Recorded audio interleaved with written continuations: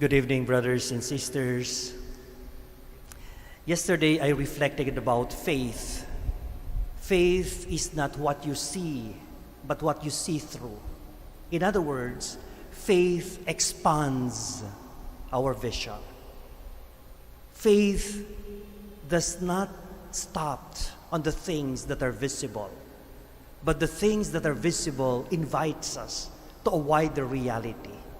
And that is why there is also what we call the eye of faith. The eye of faith is that what ordinary, unfaithful, or faithless people cannot see.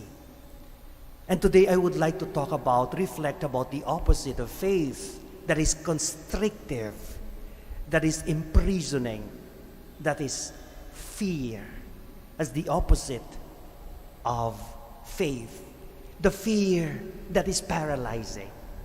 The fear that creates ghosts.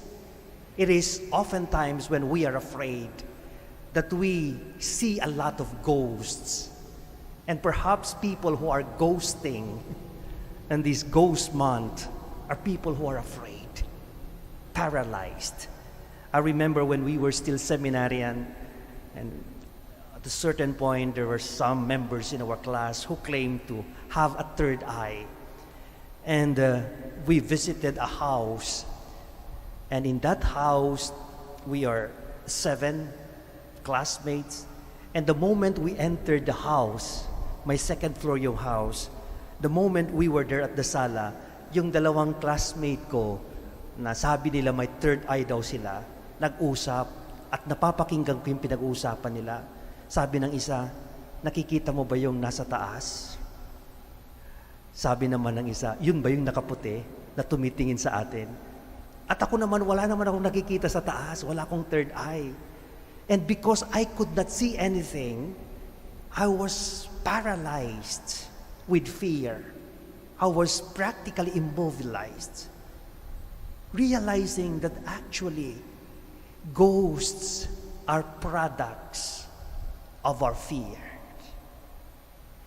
Very clearly, in the gospel of the day, Jesus was mistaken to be a ghost.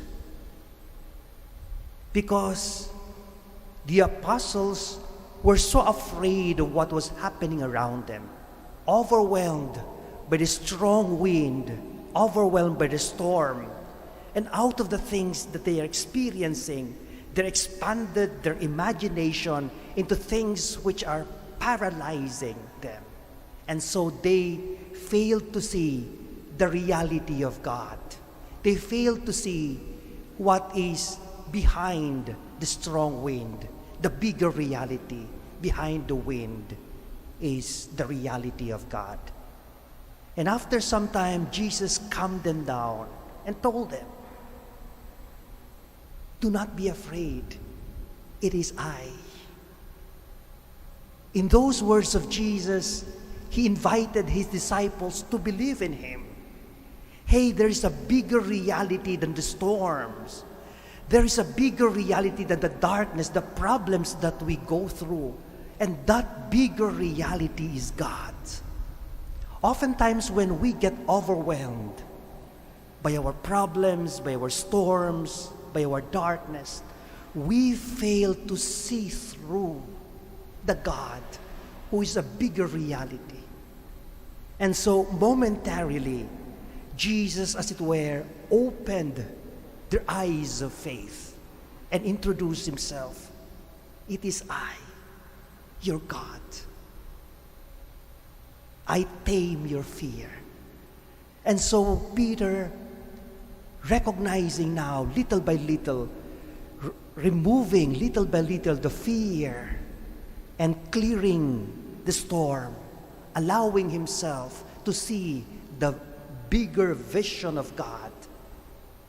"Jesus, allow me to go on water like you." And for a time, Peter started walking with Jesus. You know, this is very interesting.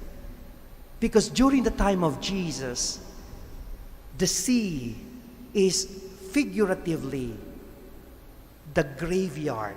It's like the cemetery. It's the place of the dead. Why? Because during the time of Jesus, there were so many accidents in the sea. And we know very well that in the sea, when there are accidents, people die there and they don't get them back anymore. And so with the many tragedies happening in the sea was kind of identified to be a graveyard, a place of the dead. And so when Jesus was walking on water, it was so clear that Jesus has power over the dead, has power over darkness. And so when Jesus invited Peter to walk also on water as the head of the church, we also see Peter now and the church having faith in Jesus. Only in our faith in Jesus can we walk on waters. But there was a time that he was disturbed. There was a rupture of faith, and fear crept in him.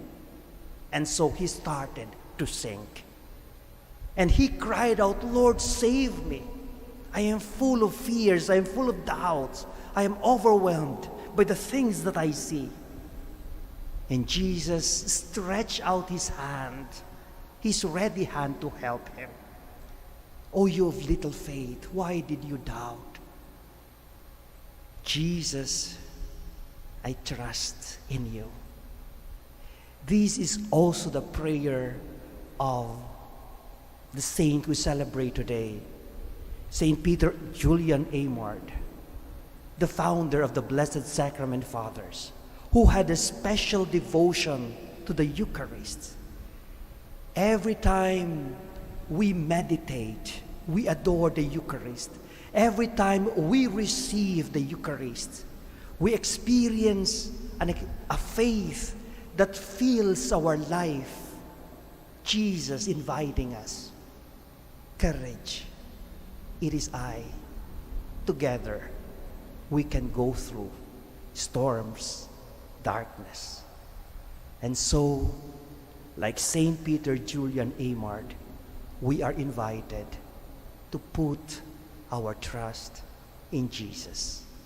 To receive the Eucharist is to continue trusting the Lord, so that no storm, no darkness, no ocean could be an experience of fear, but an experience of faith. Amen.